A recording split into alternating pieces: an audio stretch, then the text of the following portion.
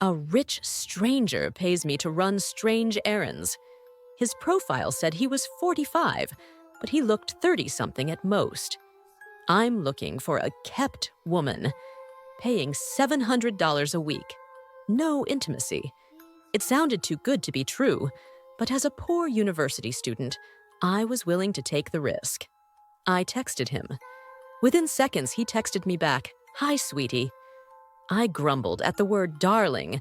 I couldn't stand it, but $700 is $700. So I swallowed my displeasure and replied, "Hi."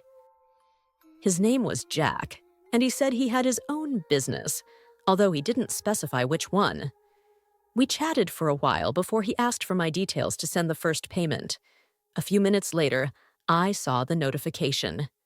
I stared at that $700 for at least 20 minutes, expecting I was about to wake up and realize it was a dream. But it wasn't a dream. "Are you still there?"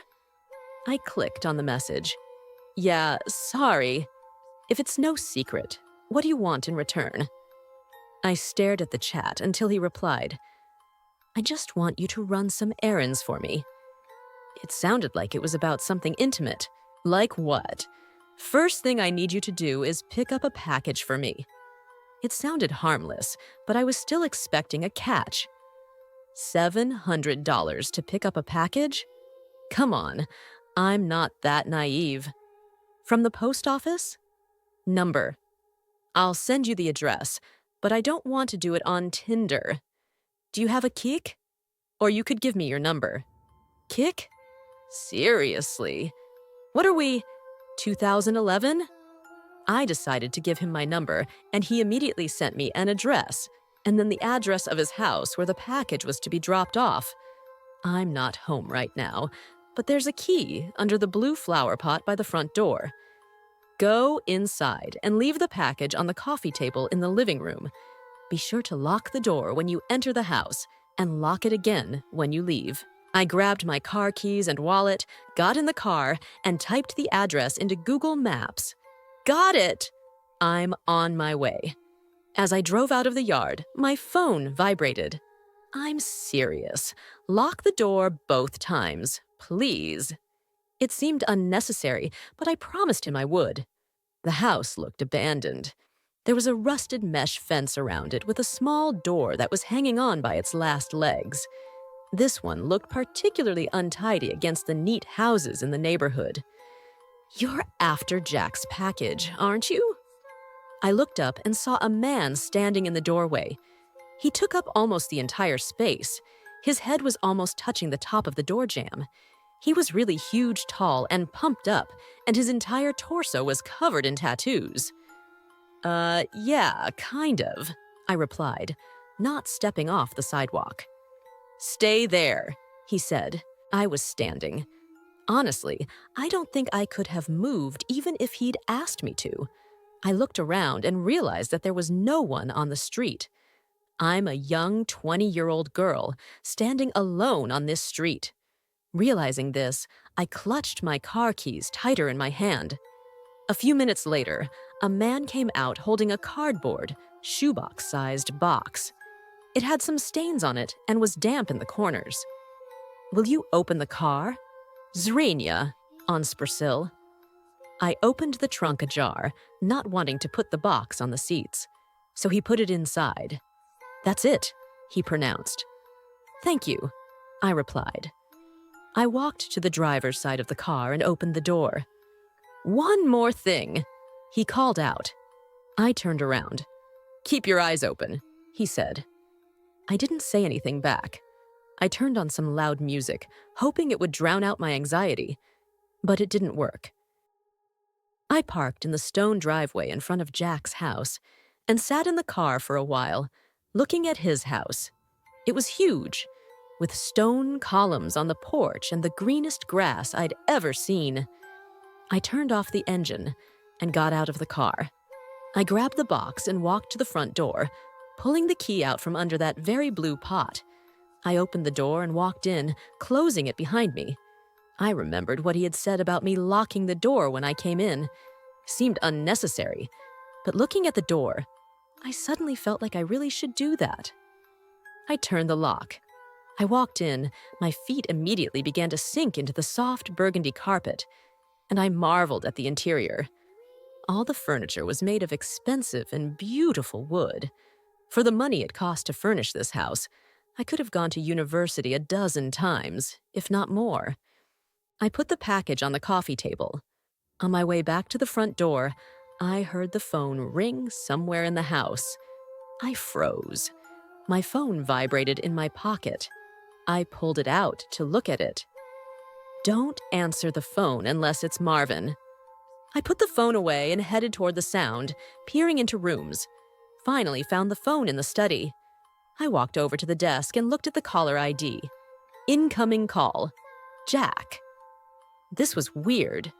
I looked at the message again. I felt uneasy and decided not to answer just in case. I quickly walked out of the house and locked the door. Since then, I had managed to run a few more errands for Jack. I drove the BMW to some park in another city, got out of the car, and came back in another car. He sent me to lunch with one of his employees who handed me a suitcase to deliver to that first house and told me he would know if I tried to look inside. Several times, he asked me to go to the same house and stay with this guy named Julio for a while. In total, I made about $3,500. The last errand was to spend the night at his house. One morning, I woke up to a text message. I need you to spend the night at my place. I never met him in person, but we spoke on the phone several times. He specified that he would pay me $1,000 for a night at his house, provided I followed a few rules. That same evening, I drove over to his place. As usual, the driveway was empty, but there was a porch light on. I went in, closed the door behind me, and locked it. Everything inside looked the same. Jack told me on the phone that he'd leave a list of rules on the dining room table. I dumped my stuff in the living room. Against the fancy furniture, my bags looked like some kind of trash. I walked to the kitchen and then into the dining room. There, a piece of paper lay on the wooden table, clutched by an empty glass. Lock the door when you come in. Answer only calls from Marvin. Don't turn on the water between 9 and 11 at night. Don't open the door to anyone, whoever they identify themselves as, after 10 p.m. If the closet door at the end of the hallway is open, sleep in the library. If it's closed, you can sleep in any bedroom. The gardener comes at midnight. If he starts banging on the windows, hide. Turn the TV on static and leave it on all night. Don't forget to do this under any circumstances. You can take whatever's in the fridge. I'll pay you in the morning. Good night. I decided to follow all the rules. To be honest, I was already regretting agreeing to it, but since I'm here and I'm going to get the money, I decided to stay. I figured if I followed the rules, it would be okay. But I still thought it was a little weird. What is this? A haunted house? Nevertheless, I sat in the living room for a couple hours, planning to go to bed by 9, since that's after that time, according to the list, is when all the weirdness started. At 8:50, I brushed my teeth, opening the water one last time before 9 p.m. I checked the hall closet. It was open, so I had to sleep in the library. I moved my things there and prepared to sleep on the couch. Just to be safe, I locked the doors and lay there, flipping through my phone. Jack hadn't texted me again, and I started coming up with theories as to why he had such specific and strict rules. At some point, I dozed off, but at exactly 10:16, I was awakened by the doorbell. I wanted to get up and see who it was, but I remembered the rule. Don't open the door to anyone, no matter who they say they are, after 10 p.m. I stayed on the couch, trying not to move, and paranoid that they might hear me. Police! Open the door! I didn't move. Hey, it's the police! Open up or we'll kick the door down. I still didn't move, even though my heart was pounding so hard it was thumping in my ears. There was silence after that. Then the doorbell rang again. Hey, it's Jack! Open up.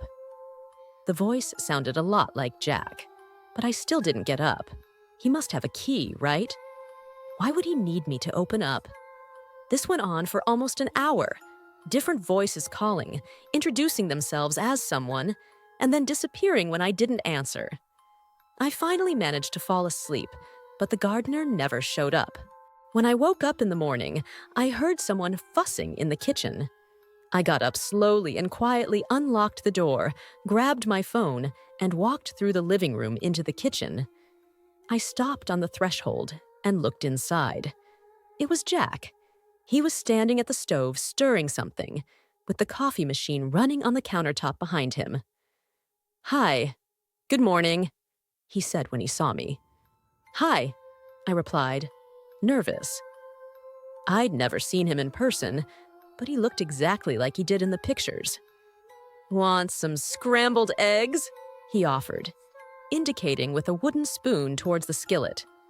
"Yeah, thanks," I replied, walking over to him and taking a plate. I ate my breakfast and drank my coffee in silence. "So, how'd it go?" said I. "Great," he asked. "Fine, nothing too creepy," he replied. An awkward pause hung in the room. "I think I'll go. I have a couple classes today," I muttered. They didn't really have any, but I really wanted to go. "Oh yeah, sure. I'll see you another time," he replied. I grabbed my things, and he walked me to my car. I noticed him standing in the driveway, staring after my car until I drove away. When I got home, I unpacked and found that I still had my list of rules with me. I sat down on my bed and reread it again. Realizing that I had forgotten something, I felt a tension in my body. Turn the TV on static and leave it that way all night. Don't forget to do this under any circumstances. Turn the TV on static and leave it on all night. Never forget to do this. Never forget to do it. I stared at those words and stared at them until they no longer made any sense. The phone vibrating next to me brought me back to reality. I had been transferred the very same $1,000. I looked at the phone, then back at the list. Maybe it wasn't that important. While I was trying to make sense of it, another text came in from Jack. "I'm out of town right now. I'll be back next week, so no business for me for now. Just sent a payment. Have fun there." I stared at that message and reread it again. And again. And one more time, just in case. "I'm out of town right now." I remembered how he was at his house this morning, making me breakfast. "I'm out of town right now." A few minutes later, another text came in, this time from an unfamiliar number. "Forgot to do something?" Attached to the message was a picture of Jack, or someone who was impersonating Jack, standing in front of the TV. I didn't reply. Then came another picture,